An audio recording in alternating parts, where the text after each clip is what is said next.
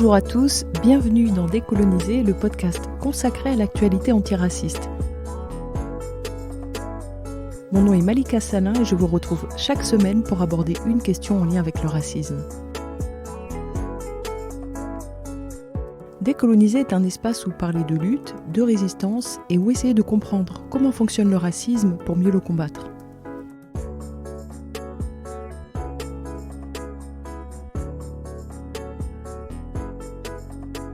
« 2001, c'est une année tellement intense qu'on va prendre 2 épisodes pour la survoler. Celui d'aujourd'hui sera complètement dédié à la conférence mondiale contre le racisme de Durban, qui de mon point de vue est un événement historique en matière de racisme, et la semaine prochaine on abordera tout ce qui concerne la lutte contre le racisme en France et les luttes associées. Mais avant de vous raconter l'essentiel de cette conférence mondiale, il est nécessaire de se pencher sur la notion de crime contre l'humanité dont vous allez entendre parler aujourd'hui. Quand on n'y connaît trop rien en droit, on se dit que c'est probablement un crime qui sort de l'ordinaire par sa gravité. Dedans, il y a une dimension symbolique lourde. Et que donc, quand l'État nous dit qu'il reconnaît l'esclavage et la traite comme crime contre l'humanité, c'est probablement une avancée. Sauf que crime contre l'humanité, c'est une notion juridique. Et en matière de droit, elle a un sens précis. Son sens peut varier aussi selon les pays, puisque, on le sait, chaque pays construit ses propres règles de droit et ses propres lois nationales. La notion de crime contre l'humanité, elle est récente. Elle apparaît dans des conventions internationales comme celle de Genève en 1854 pour allier les besoins de la guerre avec les lois de l'humanité, c'est-à-dire faire la guerre en évitant les calamités de la guerre. Poser des mines, bombarder des civils, lâcher des bombes au phosphore, c'est de la guerre sale. Et même dans la guerre, il y a des degrés. Et c'est aussi parce qu'il y a des actes qui, en temps de paix, peuvent être qualifiés de crimes, mais qui ne le seront pas en temps de guerre. Et donc, il ne faudrait pas que la guerre, elle serve à tout couvrir. Crime contre l'humanité, cette notion apparaît ensuite dans la charte de Nuremberg en 1945, et puis dans les statuts du tribunal pénal international pour l'ex-Yougoslavie, et puis pour celui du Rwanda, donc en 1993 et 1994. Le crime contre l'humanité peut être commis par un État, ou par des groupes armés, ou des forces paramilitaires, et il peut être commis en temps de paix. Une autre notion apparaît en 1945, c'est celle de génocide. Génocide, c'est théorisé par le juriste Raphaël Lemkin en 1943, et ce juriste le fait valoir auprès du tribunal de Nuremberg, puis auprès de l'ONU. La différence entre crime contre l'humanité et génocide, c'est que le crime contre l'humanité ne cible pas un groupe en particulier. Après, tout ça n'est pas figé dans le marbre. La théorie du droit, c'est une zone de combat. Et donc le droit évolue perpétuellement en fonction de la vie. Et dans ce terrain du droit, les sionistes vont se mobiliser pour traduire dans les textes la sacralisation de l'Holocauste qui était évoquée la semaine dernière. Et ils vont se battre pour que certains actes relèvent du crime contre l'humanité et d'autres du génocide. Ils vont même inventer un concept qui est la concrétisation de leur combat politique. Ce concept, c'est le génocide paradigmatique. Premier point, on ne peut qualifier de génocide que ce qui a été commis contre les héréros en Namibie, contre les Arméniens, contre les Juifs en Europe et contre les Tutsis au Rwanda. Et parmi ces 4 génocides, le génocide des Juifs est paradigmatique. Alors ça veut dire qu'il a valeur d'exemple et que tout ce qui suit doit y faire référence. Il est unique, il est sans précédent. Je vous cite un extrait du texte « La Shoah, le génocide paradigmatique » qui a été écrit par Geoffrey Grandjean et qui est paru dans un livre appelé « La concurrence mémorielle » dans les années 2000. Il dit « Crime contre l'humanité dans sa forme la plus extrême, le génocide s'en différencie de par son côté systématique, tandis que celui-ci vise des membres de la population ciblée, celui-là tend à sa destruction en tout ou partie du groupe ciblé. Le génocide se distingue du crime contre l'humanité par le caractère communautaire du groupe persécuté. » Robert Badinter, en 1994, met à jour le code pénal. Et dedans, les crimes contre l'humanité vont être divisés en 2 chapitres. Chapitre 1, le génocide, et chapitre 2, autres crimes contre l'humanité, c'est-à-dire déportation, réduction en esclavage, pratique massive et systématique d'exécution sommaire, enlèvement de personnes suivies de leur disparition, torture ou actes inhumains, etc. Et en France, ce qui caractérise le génocide, c'est 3 points. D'abord, que des actes aient été commis, comme l'atteinte volontaire à la vie, l'atteinte grave à l'intégrité physique ou psychique, la soumission à des conditions d'existence qui entraînent la destruction totale ou partielle du groupe, des mesures qui visent à entraver les naissances et des transferts forcés d'enfants. Deuxième point, ça doit être concerté, planifié, être un plan d'extermination totale ou partielle. Et troisième point, les individus visés doivent l'être en fonction d'un critère arbitraire qui va être la religion ou la race, mais qui ne peut pas être la politique. Mais d'autres pays que la France vont faire des choix différents. Par exemple, en Roumanie, on reconnaît le génocide de 2 millions de personnes par les gouvernements communistes roumains dans la période 46-89. Ou bien au Costa Rica, des groupes politiques peuvent entrer dans cette définition. Mais on voit que cette définition du génocide, elle va exclure par exemple les Taïnos qui ont été décimés par les Européens. Et la déportation et la mise en esclavage des Africains dans l'univers concentrationnaire des Amériques, c'est aussi exclu au motif que détruire, ce n'était pas l'objectif principal. Donc 50 millions d'êtres humains disparus dans l'Atlantique, ça devient un dommage collatéral. Et évidemment, les organisations afrodescendantes, elles vont contester ça en avançant que malgré les pertes, les déportations ont continué et que donc tuer, ça faisait partie du projet esclavagiste. Toute cette situation va créer deux camps. D'un côté, les gens qui se battent pour élargir la définition pour que ça couvre les victimes de massacres de masse sur critères politiques ou pour exploitation économique ou autres, et les autres. Mais ce qui se passe peut-être, c'est que cette définition juridique, elle a été créée pour décrire l'entreprise de destruction des Juifs d'Europe, et elle ne parvient pas à rendre compte des atrocités du monde.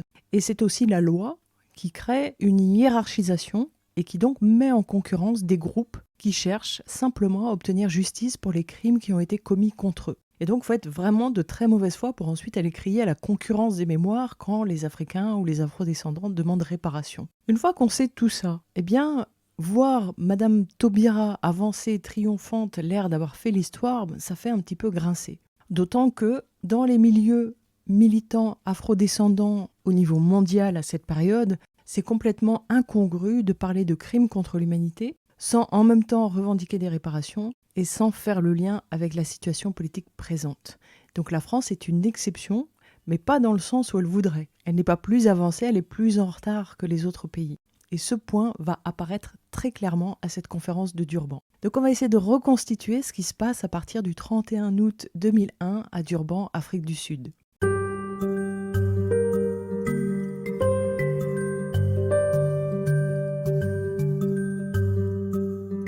Des débats sont prévus qui vont avoir lieu dans deux espaces. Le premier espace, c'est le forum des ONG, et puis le deuxième, c'est l'instance des officiels qui décide d'une déclaration finale et d'un plan d'action qui va engager les États. Il y a tellement à discuter que des thèmes ont été définis et ensuite déclinés en groupes de travail. Je vous donne plusieurs exemples, par exemple le groupe Arabe et Moyen-Orient, Africains et Afrodescendants, Justice criminelle et système judiciaire, Globalisation, Peuples indigènes, Travailleurs migrants et migrants, Palestine et Palestiniens, Nations roms et voyageurs, Réparation, Minorités nationales et ethniques et groupes, Racisme environnemental, et il y en a encore beaucoup d'autres. Donc vous remarquez que ce ne sont pas des formules droits de l'homiste, ni progressistes, c'est plutôt neutre, les catégories, on peut se reconnaître dedans.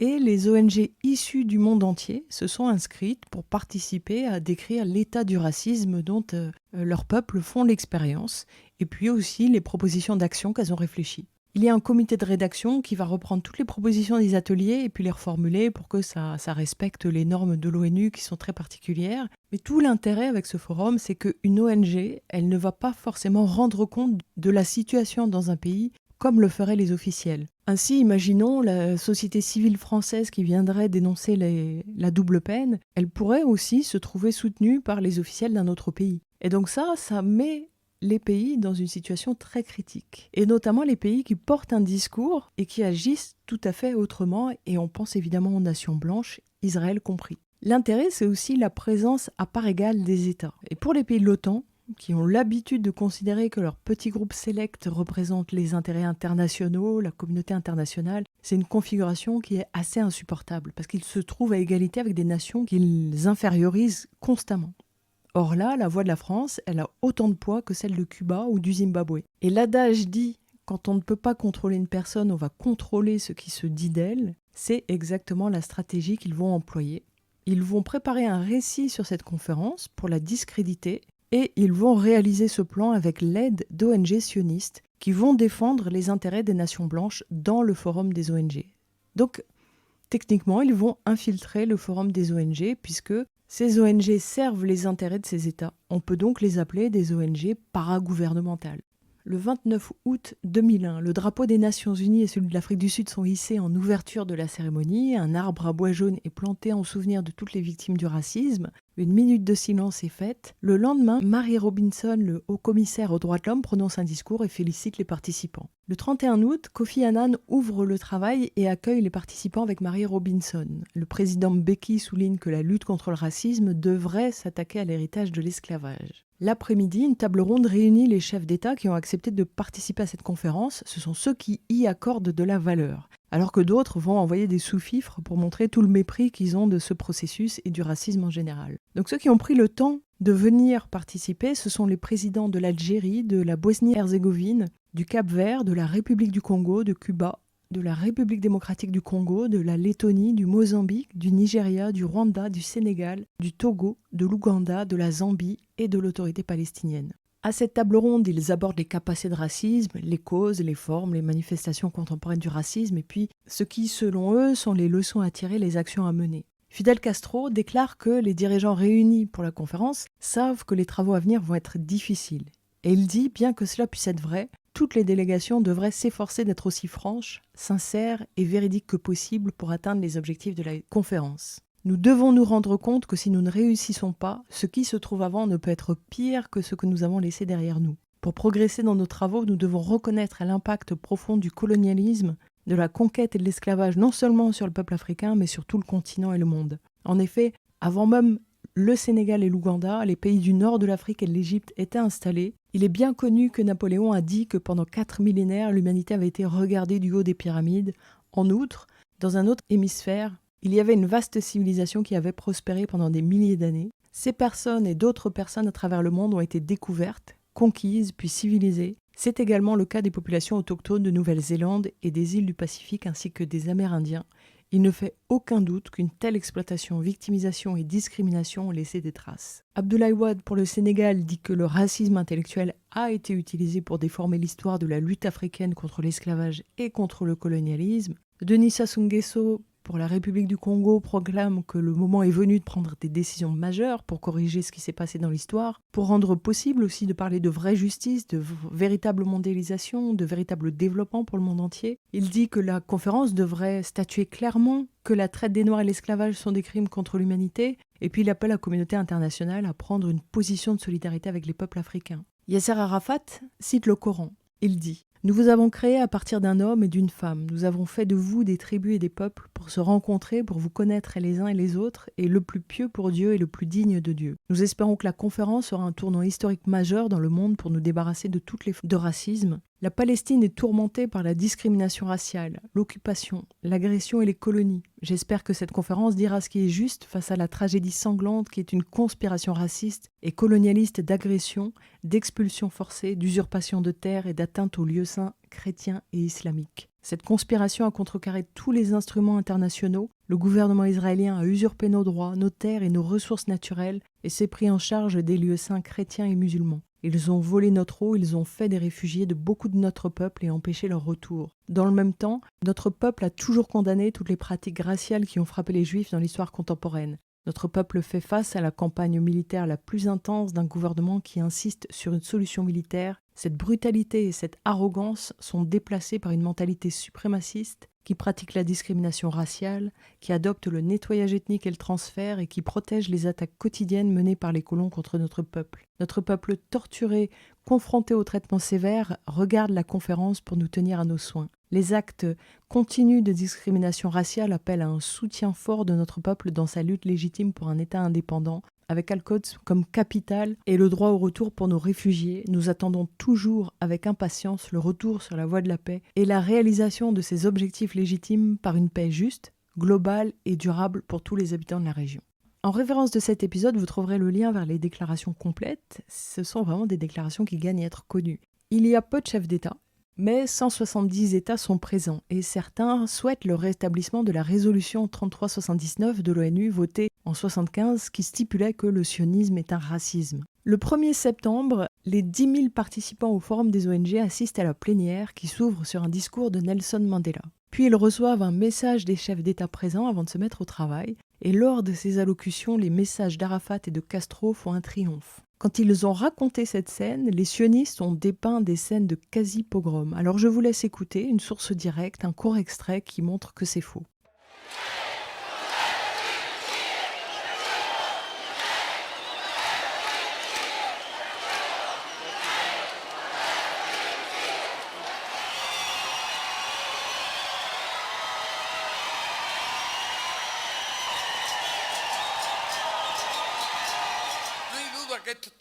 Esta reunión está simbolizando el futuro. There is no doubt that this meeting Lo que is a debe symbol ser of the el mundo del future, futuro, the future of the world. dentro de la enorme variedad de criterios e ideas This including all the great diversity of que de views una and forma o de ideas. otra tratan de construir un I mundo realize that the people are trying to build a new world más justo. within that diversity. Nosotros partimos del punto de vista de que We base ourselves el orden on the económico viewpoint impuesto al mundo that the economic order imposed on the world insostenible. is unsustainable.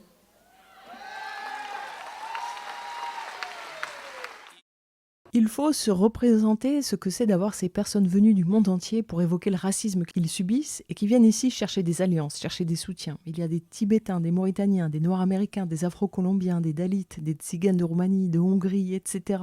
Et ce sont souvent des militants. Alors j'ai du mal à dire que ce sont des militants de terrain parce qu'en France, et ici ça a été un terme dévoyé, mais en tout cas ce ne sont pas de grandes ONG hyper subventionnées. Il y a aussi des associations de femmes ou de jeunesse qui essaient de montrer comment plusieurs facteurs peuvent influer sur le racisme et à l'intérieur de ces caucus thématiques, ils vont travailler ensemble. On peut d'ailleurs croiser Angela Davis dans ce forum parce qu'on sait qu'elle est très attachée à tout ce qui part du collectif et elle a été assez impressionnée par ce qu'elle a vu là-bas. Et puis, quand on est militant décolonial, on est aussi émerveillé de voir dans une enceinte comme celle-là la diversité culturelle et ethnique réunie qui met toute son énergie dans l'éradication du racisme.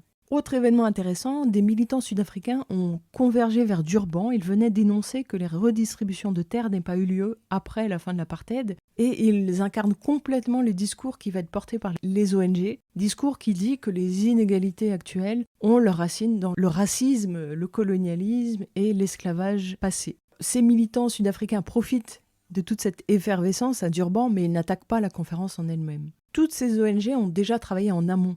Il y a déjà une prédéclaration qui a été construite à partir des travaux régionaux qui ont eu lieu en Europe, en Iran, en Amérique du Sud, etc. Et de ce point de vue, la Réunion européenne, elle n'est pas très riche.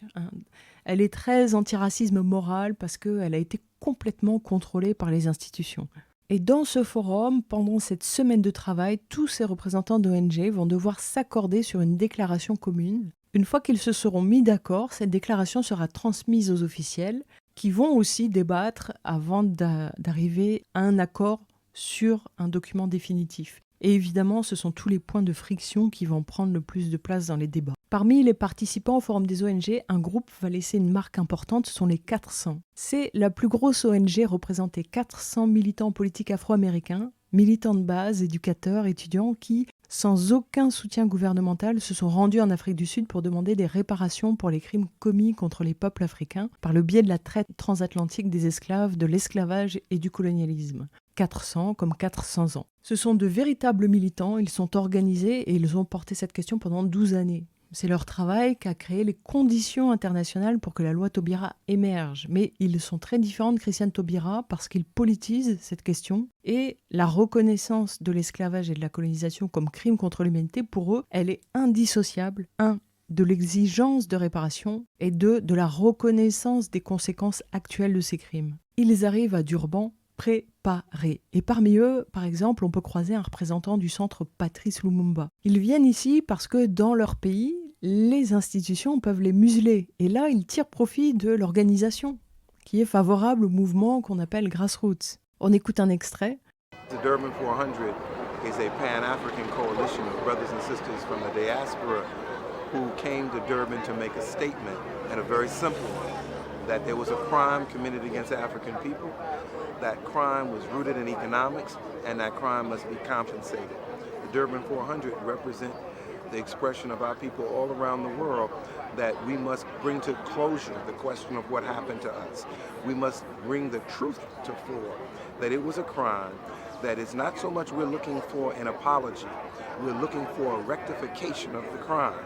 And so there we came here to press our case to the world that African people are not going to be denied the reality of our history and the compensation for the crime committed against us. Ces 400 vont poser un problème énorme aux officiels américains parce qu'ils pointent la responsabilité américaine dans la pauvreté des Noirs américains et dans l'exploitation des peuples du Sud. Mais d'autres délégations officielles vont complètement soutenir leurs revendications. C'est le cas de l'Algérie. L'ancien président Ben Bella déclarera « La réparation en soi n'est pas une sanction, mais une étape en direction d'une vraie réconciliation de l'humanité avec elle-même ». Et puis l'Égypte, le Vietnam, Cuba, la Corée du Nord, mais aussi des personnalités comme Doudou Diène vont soutenir leurs revendications. Ce qui se passe dans ce forum, c'est que beaucoup d'ONG vont s'allier parce qu'elles découvrent leurs combats mutuels et que donc elles les soutiennent, mais aussi parce qu'elles vont se découvrir un ennemi commun ou se reconnaître un ennemi commun. Et donc les 400 vont faire des alliances sur la question de la Palestine, mais aussi avec des délégations ou des ONG africaines. Ainsi, ils vont co-organiser avec l'Union des travailleurs sud-africains une immense manifestation dans les rues de Durban. Et ces alliances, elles sont extrêmement menaçantes pour le pouvoir blanc. C'est pourquoi les États-Unis vont diriger contre eux les médias occidentaux qui viennent les harceler sur la question de l'éviction des fermiers blancs au Zimbabwe, ou bien leur opposer que les lois condamnant l'esclavage n'étaient pas en vigueur à l'époque et que donc ce n'était pas un crime. Ou bien ces 400 vont avoir à se défendre de l'accusation d'antisémitisme à cause de leur soutien à la Palestine. On leur dit qu'ils sont ingrats envers les Juifs qui ont tant fait pour eux pendant la lutte pour les droits civiques. Mais ce sont des militants aguerris, politiques, et ils ripostent toujours avec talent. Pendant que ce travail des ONG est entamé au forum, les représentants des États participent à la plénière du matin. Et cette fois, la France est là, et c'est Charles Josselin qui la représente. Si on devait résumer les points de son intervention, ce serait: premier point, l'esclavage est un crime contre l'humanité et Schœlcher, notre héros, il rend honneur à la République. Notre République est la première au monde à voter une telle loi. Point 2, le colonialisme est une page sombre de notre histoire commune. Mais le type arrive quand même à caser que ça ne veut pas dire que le colonialisme peut être défini uniquement en termes d'excès ou de violation systématique de la dignité humaine. Troisième point, là je vais citer très précisément ces mots parce que vous allez reconnaître ce qui était évoqué dans l'épisode 33. Il dit « Il y a une partie de notre histoire qui a dépassé dans l'horreur, l'échelle et l'abjection systématique qui est allée avant elle. C'est la Shoah. Nier la nature unique de ce crime contre l'humanité serait insulter la mémoire de ses victimes et une parodie de l'histoire. L'antisémitisme qui en a donné lieu doit être condamné avec la plus grande sévérité chaque fois qu'il le soulève à nouveau. Dans ce sens, comme l'a souligné Kofi Annan, aucune violence subie par un peuple dans son histoire récente ou ancienne ne sera tolérée comme excuse pour la violence infligée à d'autres communautés au nom de ce peuple. » Il est donc clairement venu soutenir Israël. Et qui est dans sa délégation ? Christiane Taubira. Taubira qui ira même jusqu'à dire que la question des réparations était minoritaire dans ce forum et que ce sont les médias qui l'ont gonflé de manière disproportionnée. Et elle tient le discours que c'est grâce à la France si la conférence a au final fait le choix de reconnaître l'esclavage comme crime contre l'humanité. Tout ce qu'elle dit là est faux.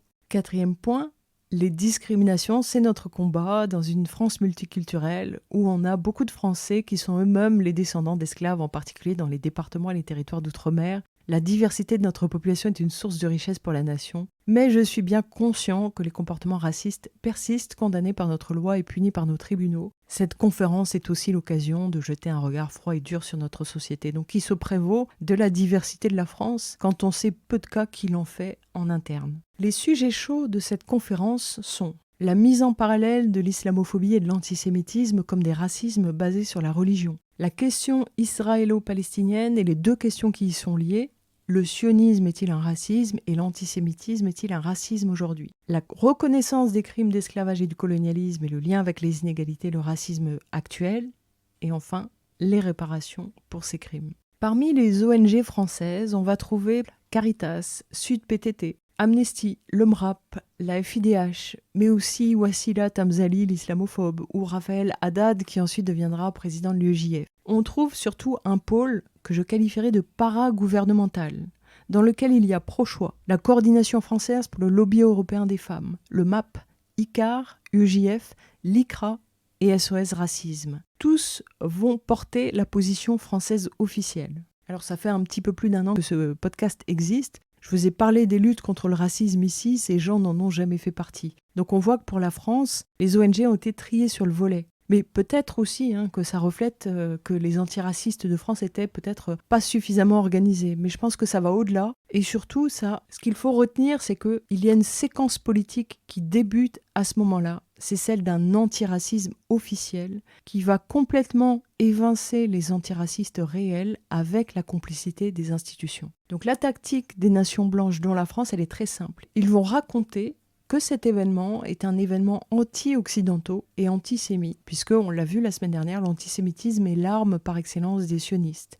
Et donc ils vont créer des incidents qu'ils vont monter en épingle pour ensuite profiter de leur pouvoir d'information d'occidentaux, parce que les grandes agences de médias vont ensuite propager leur désinformation. Donc clairement, ces ONG sont venues pour créer l'incident. Pour la France, ces militants paragouvernementaux représentent une 50aine de personnes. Dans cet objectif, ils vont aussi créer des alliances stratégiques. Ainsi, pour mieux refuser qu'on parle d'un holocauste noir, au bénéfice des États-Unis, de la France et de la Grande-Bretagne, ils vont faire alliance avec les Roms. Alors qu'on a vu précédemment qu'ils refusaient auparavant de les intégrer dans leur holocauste avec un grand H. Et pour donner un aperçu de la collusion entre ces ONG sionistes et la France et l'Europe, il faut savoir que début 2000, les sionistes ont monté un grand forum international sur l'Holocauste, Holocauste avec un grand H, sur la mémoire et sur l'éducation. Ils l'ont organisé à Stockholm et les représentants officiels sont allés représenter leur pays. Ainsi, Jospin a représenté un des 45 États participants. Et ils sont venus dialoguer avec qui ? Le Premier ministre israélien, mais aussi le militant sioniste Elie Wiesel. Alors ces ONG, forcément, elles sont obligées d'investir surtout le caucus européen à Durban, et au moment du vote de la déclaration, ces sionistes sont tellement grillés qu'ils ne peuvent pas se saboter, ce serait flagrant, ce sont d'abord des Blancs. Donc comme ils ont fait alliance avec les Roms, ce sont les Roms qui vont quitter la salle en protestation. Et les sionistes vont donc discréditer ce caucus en parlant d'un putsch. La déclaration finale des ONG qualifie Israël d'État raciste et l'accuse d'actes de génocide. Et par rapport à ce que j'ai évoqué en introduction, c'est complètement approprié. Quand la déclaration des ONG est adoptée, les principales ONG juives, européennes et internationales annoncent leur départ de la conférence, ainsi que les USA et Israël. Dans la presse, les médias occidentaux critiquent Durban comme arène antisémite et anti-occident. Et tout ce discours est là pour masquer le fait politique majeur de cette conférence, qui est que des groupes non blancs issus de nombreux pays ont convergé sur les questions de Palestine, de réparation et d'islamophobie. Et les 400 savent bien que les USA se débinent et ils continuent quand même leur travail, envisageant même à un moment donné prendre le siège laissé vacant par les USA. Mais c'est finalement la présidence européenne, assurée à l'époque par la Belgique, qui va occuper le siège laissé par les USA. Et en apprenant que c'est un Belge qui va occuper ce siège, les 400 se disent que c'est le bon moment pour parler de Lumumba, de la RDC, des mains coupées pour le caoutchouc et de Léopold le Barbare. Certaines organisations comme la FIDH ont soutenu le fait qu'Israël soit nommé dans cette déclaration. Et ce sont même eux qui ont suggéré de nommer les États cibles à cette période, soit la Mauritanie, le Soudan et Israël. La FIDH l'a payé extrêmement cher après. C'est pourtant complètement fondé, parce qu'il y a en Palestine des lois qui constituent la base juridique de la discrimination systématique et institutionnalisée envers les Palestiniens. Et l'État d'Israël est un État ethnique, sioniste et juif, qui donne des avantages ou des privilèges à la population juive et qui prive de droits civils et politiques les citoyens palestiniens d'Israël à cause de leur appartenance nationale ou bien parce que simplement ils n'appartiennent pas au groupe ethnique majoritaire. Donc c'est opportun de parler d'apartheid et de génocide. Et là, on va voir la collusion des institutions, c'est que Mary Robinson, qui est censée transmettre la déclaration aux officiels, elle va refuser au motif qu'une atmosphère de haine et de racisme antisémite a infecté le forum des ONG. Et elle fait ça à cause du climat de terreur qui a été installé par les sionistes qui utilisent l'arme de l'antisémitisme et elle ne veut pas être ciblée par ça. Et on voit que sur des aliénés occidentaux, ce chantage à l'antisémitisme fonctionne bien. Mais sur des militants noirs américains, sur des Algériens, sur des Sahraouis, sur des Zimbabwéens ou sur des Palestiniens, se faire traiter de raciste par des Européens, ça n'a strictement aucun effet. Les militants du Sud, ce ne sont pas des Juifs qu'ils ont face à eux, ce sont des Blancs complices de leur pays de colons. Écoutons ce qu'en disait la télé nationale officielle française à l'époque. L'Afrique du Sud accueille la conférence de l'ONU contre le racisme. À l'ordre du jour, l'esclavage vécu pendant des siècles par les pays africains. Autre sujet abordé, le Proche-Orient. Yasser Arafat, le président de l'autorité palestinienne, a réclamé le soutien des chefs d'État présents. Le commentaire de Julien Colombani. À Durban, Israéliens et Palestiniens face à face. La polémique attendue sur le Proche-Orient est venue marquer l'ouverture du sommet. Les pays arabes les plus durs voulant assimiler le sionisme au racisme. Yasser Arafat est venu en personne plaider la cause de son peuple. Devant les délégués de 150 pays, il a accusé Israël de discrimination raciale et a appelé solennellement l'Assemblée à soutenir les Palestiniens. La brutalité et la violence israéliennes sont mues par une mentalité de suprématie, une mentalité de discrimination raciale, de transfert de population, de nettoyage et d'imposition quotidienne de colons à notre peuple. Une opinion que les États-Unis rejettent. Ils refusent que cette conférence se transforme en tribunal d'Israël. Pour cette raison, ils n'ont envoyé à Durban qu'une représentation réduite. Entre pro et anti-israéliens, le secrétaire général de l'ONU tente de calmer la polémique. L'abomination ultime, l'Holocauste, ne doit jamais être oublié ou minimisé. Il est donc compréhensible que beaucoup de Juifs ressentent très mal toute accusation de racisme contre Israël. Pour autant, nous ne pouvons pas attendre que les Palestiniens acceptent cela comme une raison pour ignorer les torts qui leur sont faits. Le Proche-Orient n'est pas le seul dossier sensible au cœur des débats. L'esclavagisme et les réparations opposent le Nord au Sud. Si les pays pauvres sont largement représentés, aucun dirigeant de pays riches ne s'est déplacé à Durban.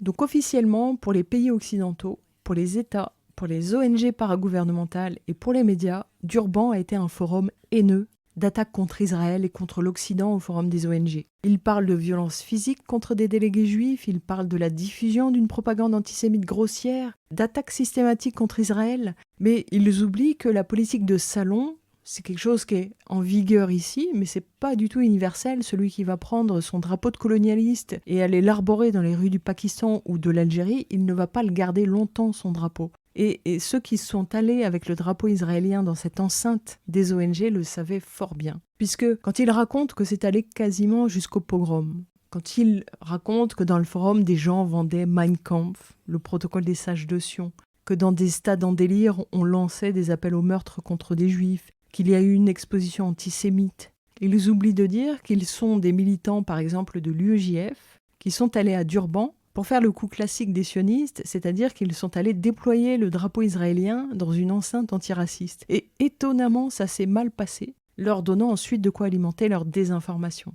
Une fois que le forum a été terminé, les nations blanches ont entamé un travail de destruction symbolique de cette conférence, et c'est ce qui fait que peu de gens ont entendu parler de cet événement assez important. Durban, pour les Blancs, c'est un pseudo-traumatisme. Par contre, pour les peuples qui subissent le racisme, le forum des ONG, ça a été un catalyseur important parce que ça a permis à des groupes de victimes du racisme de se réunir, de se mettre en réseau, d'obtenir un soutien pour le travail contre le racisme et la discrimination. Et puis des alliances inédites se sont construites là-bas qui donnent à voir notre force et surtout comment les nations blanches tremblent dès lors que nous nous allions entre membres de la société civile.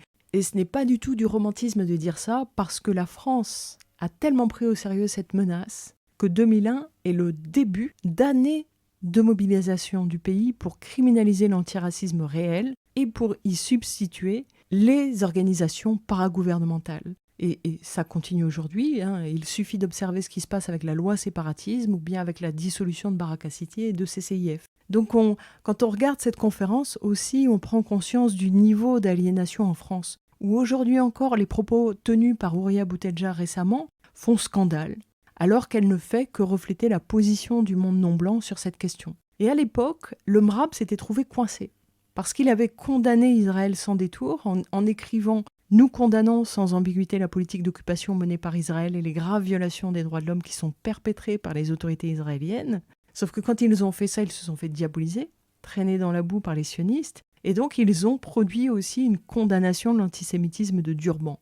Sauf que ça ne les a pas protégés des attaques. À la fin de l'année, le MRAP aura son local parisien vandalisé pour la 3e fois, l'inscription MRAP antisémite peinte sur la vitrine, et Mouloud Aounit déclara à ce moment-là traiter le MRAP d'antisémite parce qu'il défend la cause de la justice et du droit du peuple palestinien, c'est justement favoriser l'antisémitisme. Il faut ouvrir publiquement le débat, rompre avec la logique qui fait qu'aujourd'hui, on taxe d'antisémitisme tous ceux qui osent exprimer publiquement leur solidarité au peuple palestinien. Il faut que le tabou soit rompu. J'attends des autorités et des personnalités représentant la communauté juive qu'elles s'expriment sur cette logique. Je leur lance un appel pour qu'elles se démarquent publiquement. Donc pour les sionistes et les blancs, la diabolisation, le discrédit de Durban est le point de départ de leur stratégie politique de soutien à Israël. Ainsi, le centre Simon Wiesenthal écrira « Un grand nombre d'ONG ont utilisé la conférence pour condamner Israël et les délégations juives. Le sort d'Israël lors de cette réunion est pratiquement scellé. Il est déjà catalogué comme un régime génocidaire et d'apartheid. C'était la pire manifestation publique d'antisémitisme sanctionnée au niveau international depuis l'époque nazie. » Edwige Elkaïm du Bnei Brit France dira qu'à Durban, des juifs ont été battus, des manifestations violemment antisémites ont eu lieu dans l'indifférence générale. Finkielkraut fera naître l'antisémitisme du tiers-monde à Durban. BHL écrira dans La règle du jeu « Il y a 5 ans, une 50aine de juifs sont arrivés à Durban pour participer à une conférence mondiale contre le racisme organisée par les Nations Unies. Ironie du sort, c'est lors de cette rencontre antiraciste qu'ils subissent l'antisémitisme pour la première fois de leur vie. La conférence mondiale a cristallisé une violence à l'encontre des Juifs à quelques heures des attaques du 11 septembre aux États-Unis, la brutalité des anathèmes prononcés à Durban, la colère collective qui s'est déchaînée à l'encontre d'Israël, des États-Unis et de l'Occident dans son ensemble, résonne comme un avertissement pour les temps à venir. À Durban, les Juifs ont été encerclés, physiquement intimidés par des ONG et maudits de tous les noms, racistes, colonialistes, criminels de guerre et génocidaires du peuple palestinien. La conférence onusienne nous enseigne que l'impossible est encore possible, que l'antisémitisme est capable de surgir d'un coup, de nulle part et de préférence lorsqu'on ne s'y attendait pas. À Durban, il n'y avait que les anxieux qui estimaient que les Juifs pourraient un jour être de nouveau menacés. Troisièmement, Durban révèle empiriquement à quel point l'antisionisme virulent peut être lié à l'antisémitisme et qu'il reste une fine frontière à surveiller de près entre la diabolisation du peuple israélien et la diabolisation du peuple juif, que cette distinction s'embrouille dans les esprits de ceux qui expriment parfois leur colère contre la politique israélienne dans le cadre du conflit du Proche-Orient. L'Alikra dira que l'alliance des pires dictatures de la planète et des pays islamistes a débouché sur la mise en accusation des pays démocratiques très minoritaires. La conférence a entre autres conclut que l'inégalité homme-femme pouvait être justifiée dans le respect des traditions, de même pour l'excision. Israël était mis au pilori. Dans le forum des ONG, les débordements antisémites ont atteint un sommet de haine ahurissante. Nous sommes inquiets de la volonté affichée ici par certains pays de focaliser l'attention de la communauté internationale sur la diffamation religieuse. Cela détourne le sens de notre combat à tous, porte atteinte à la liberté d'expression et légitime des pratiques traditionnelles d'oppression, en particulier à l'encontre des femmes et des fillettes. Donc les sionistes visent toute organisation ou personnalité qui va évoquer les accusations comprenant des crimes de guerre, des crimes contre l'humanité, des violations graves, des infractions graves au droit humanitaire international. Les ONG qui utilisent des termes comme massacre, apartheid, racisme, génocide, crimes de guerre de première classe contre les civils palestiniens. Les ONG qui effacent le contexte de la terreur palestinienne et de l'autodéfense israélienne, ils parlent comme ça, et qui formulent plutôt le conflit en termes de punition collective, occupation, blocus, siège, apartheid israélien. Les ONG qui demandent que des poursuites pénales soient engagées contre les responsables israéliens pour les violations des droits de l'homme. Et enfin, les ONG qui parlent de résistance comme droit légitime sur tous les peuples sous occupation. Voilà une partie de leur feuille de route politique, mais elle ne se résume pas à ça. Ce qu'ils vont faire, c'est construire un antiracisme à l'intérieur duquel il y a d'autres combats qui sont ajoutés. Et c'est une manière de concurrencer l'antiracisme, on va dire entre guillemets traditionnel, des pays anciennement colonisés et des personnes originaires des pays anciennement colonisés. Et donc ils commencent à ce moment-là à s'intéresser à la dépénalisation de l'homosexualité. Donc on comprend mieux pourquoi Pro-Choix, avec son combat pour normaliser l'homosexualité, est présent parmi ces organisations. Si on vise les pays noirs et arabes qui, par leur histoire, vont soutenir le combat de la Palestine, c'est plutôt finement vu de choisir cet angle d'attaque parce que ce sont des pays où l'homosexualité en tant que phénomène social n'existe pas, n'est pas reconnue. Ils vont aussi remettre en cause la mise en parallèle de l'islamophobie et de l'antisémitisme comme racisme basé sur la religion parce que ça remet en cause la sacralisation de l'antisémitisme. faut voir les arguments qu'ils présentent. Ils disent qu'on ne peut pas faire opposer un racisme sur la religion. Mais quel antisémitisme sinon un racisme qui repose sur la religion? L'autre question qui émerge précisément à ce moment-là, c'est la préoccupation pour les traites arabes. C'est-à-dire qu'on a des ONG et des officiels qui sont venus du monde entier participer à cette conférence. Eux évoquent pour le passé la traite transatlantique et dans l'océan Indien. Et pour ce qui concerne le présent, ce qui les intéresse, c'est ce qui se passe au Soudan et en Mauritanie. Il y a d'ailleurs des militants qui ont fait le voyage pour évoquer cette question, qui les concerne directement et qui sont venus chercher là des alliances. La toute première personne à parler des traites arabes dans cette multiplicité de textes, c'est Caroline Forrest. C'est bien que, tout comme l'antisémitisme, tout comme la dimitude et la soi-disant participation du grand moufti de Jérusalem à l'entreprise génocidaire contre les Juifs d'Europe, la question des traites arabes, elle émerge dans le cadre des affrontements sur la question de l'occupation de la Palestine. Et Caroline Forrest, une blanche européenne dont l'organisation Pro-Choix a fait le voyage, organisation qui cette année-là milite sur la question du Pax.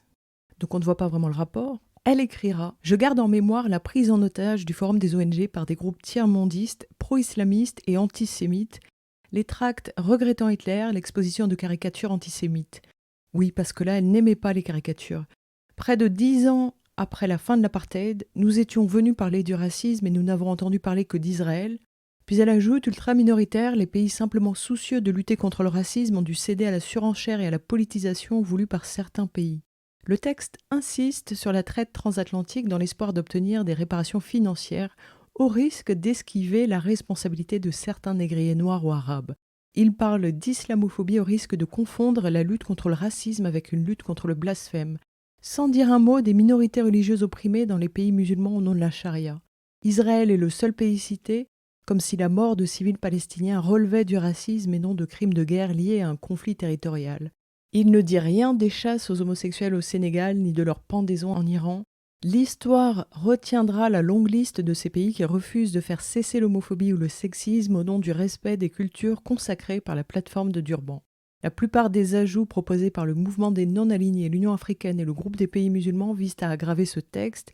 Ils insistent notamment pour élargir la lutte contre le racisme à la diffamation des religions, ce qui reviendrait à mettre les droits de l'homme au service de la protection des religions au détriment de la liberté d'expression. Inacceptable.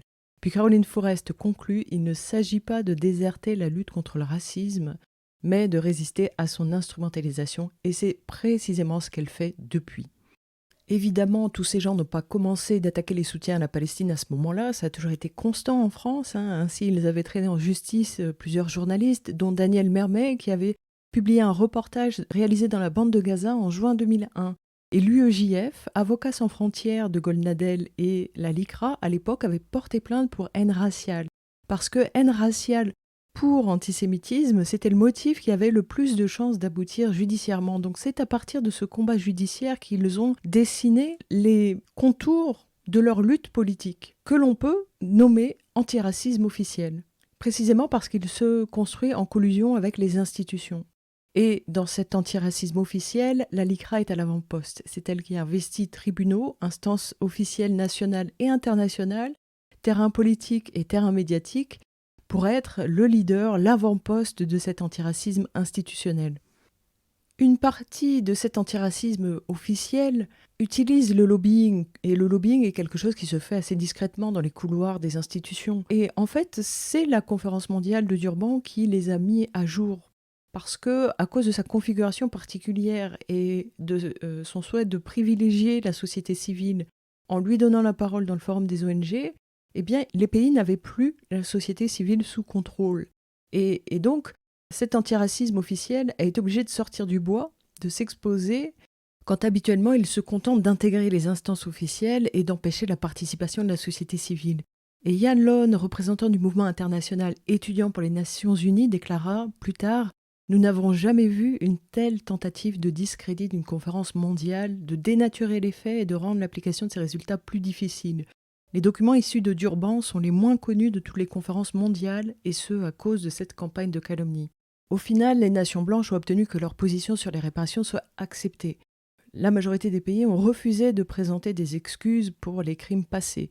Ils l'ont fait pour se protéger d'éventuelles poursuites judiciaires ont donné le change en évoquant des réparations historiques et morales. Les réparations historiques et morales, c'est du flan. Parce que nulle part en France, il n'y aura jamais une rue Thomas Sankara, il ne sera jamais enseigné à l'école, tout comme les faits objectifs sur la colonisation sont édulcorés. Donc les réparations historiques et morales, c'est du vent. Donc les nations blanches ont certes gagné une bataille, mais ce n'est qu'une bataille. Et il faut rendre hommage aux participants à ce forum, et particulièrement aux 400 qui ont obtenu que la déclaration officielle dise que les participants reconnaissent que l'esclavage et la traite des esclaves, y compris la traite transatlantique des esclaves, ont été des tragédies effroyables dans l'histoire de l'humanité, non seulement en raison de leur barbarie odieuse, mais aussi en raison de leur ampleur, de leur nature organisée, surtout de la négation de l'essence des victimes. Et ils reconnaissent en outre que l'esclavage et la traite des esclaves sont un crime contre l'humanité et auraient toujours dû l'être, en particulier la traite transatlantique des esclaves. Et cette déclaration, elle est l'aboutissement de longues années de travail des peuples pour établir que l'attaque des nations européennes contre l'humanité des Africains et des Afro-descendants est un crime d'une telle ampleur que le temps ne peut pas protéger ou mettre à l'abri ses auteurs de la justice et ses victimes d'obtenir des réparations. Et ça s'ajoute en plus à une autre avancée récente à l'époque, c'est en 2001, quand des instances spécifiques aux afrodescendants ont été créées dans l'enceinte des Nations Unies. Quand il y a eu la réunion régionale au Honduras, les personnes d'origine africaine ont été reconnues en tant que minorité avec des droits humains collectifs, et ça dans le respect du pacte international relatif aux droits civils et politiques. Donc un des apports de cette conférence aura été d'avoir scellé l'alliance entre Africains et Afro-descendants qui à partir de là aura un groupe de travail dédié dans les instances de l'ONU. Et c'est une reconnaissance qui est symbolique, qui est aussi dans les textes et qui reconnaît que les effets de l'esclavage persistent dans le temps et se manifestent à travers les questions de profilage racial, d'emprisonnement disproportionné parmi les personnes d'origine africaine et surtout les jeunes, la tendance à privatiser les prisons pour le profit, la manière dont les jurys sont constitués dans les tribunaux et puis les questions de partialité, l'accès des personnes d'origine africaine à la justice, à l'éducation, aux professions juridiques, et tout ça se manifeste à travers le terme afro-descendant, qui d'un côté reconnaît le continuum, et d'autre côté est une manière pour les descendants des Africains déportés de manifester, réclamer leur héritage quand le système blanc en général les encourage à effacer toute trace d'africanité. Donc 2001, c'est reconnu symboliquement et dans les textes, et c'est mis en œuvre lors de la conférence de Durban que les Africains et les Afrodescendants subissent un racisme qui doit être étudié spécifiquement, comme l'est par exemple celui dont souffrent les Roms et les voyageurs. Et à la fin de cette conférence, il reste une déclaration et un programme d'action qui ont été adoptés par les officiels et qui décline un programme censé être appliqué par les États, et les États sont censés rendre compte de leur action 5 ans plus tard. Ça, c'est pour le côté réglementaire, mais pour le côté politique, du côté de l'antiracisme institutionnel, le combat ne fait que commencer. Durban, ça a été un galop d'essai. Quelques mois après la conférence, les associations de la Clé et du MAP organisent le colloque Durban et après à l'Assemblée nationale avec l'aide du ministère des Affaires étrangères et le ministère de la Coopération et de la Francophonie. Y interviennent Patrick Hénault, ambassadeur chargé des droits de l'homme, Fiametta Weiner pour Prochoix, Fodé Silla pour SOS Racisme, l'organisatrice du caucus européen et puis Christiane Taubira. Tous ces gens sont dans l'entre-soi, dans ce cadre feutré, et ils font le point sur la conférence. Et pour eux, l'un des points de défaite des Européens, c'est que la déclaration finale qualifie Israël d'État raciste. Autre problème, c'est que la déclaration finale assimile à la provocation à la haine raciale l'apologie de la haine religieuse, ce qui ressemble pour eux à de la diffamation de la religion. Or, les nations blanches refusent catégoriquement de reconnaître la diffamation de la religion. Pour eux, si jamais c'était reconnu, ce serait la porte ouverte à toutes les atteintes à la liberté d'expression. Donc, dans l'enchaînement des événements, ce n'est pas avec Charlie, ce n'est pas avec les attentats que tout a commencé, puisque cette conférence a eu lieu avant même les attaques du 11 septembre 2001. Ce qu'il faut retenir, c'est que la France, au même titre que l'Europe, qu'Israël et les États-Unis, elle combat la reconnaissance de l'islamophobie comme un racisme, les réparations pour l'esclavage et la colonisation, crimes contre l'humanité, la reconnaissance que le racisme actuel et les inégalités à l'intérieur des pays et entre les pays sont la conséquence de ces crimes, et l'assimilation du sionisme au racisme. Et comment ils s'y prennent pour combattre ces 4 points? Ils vont faire la promotion des droits des femmes, la promotion de la lutte contre les discriminations fondées sur l'orientation sexuelle et l'identité de genre. Ils permettront aux sionistes de poursuivre les soutiens à la Palestine pour antisémitisme. Ils vont créer un antiracisme paragouvernemental pour reproduire en interne la stratégie de Durban. Et ils dénonceront la manipulation et le détournement du vocabulaire des droits de l'homme et de l'antiracisme et l'instrumentalisation des victimes. Et à partir de là, ils vont, dans leur antiracisme, systématiquement associer les droits des femmes, puis les droits des gays, pour se positionner en vrais antiracistes qui défendent tout le monde. Ils vont aussi instrumentaliser des minorités subissant le racisme, comme ils l'ont fait avec les Roms pendant la conférence. Et cette stratégie, c'est celle que la France et l'Europe vont aussi employer vis-à-vis du Conseil des droits de l'homme.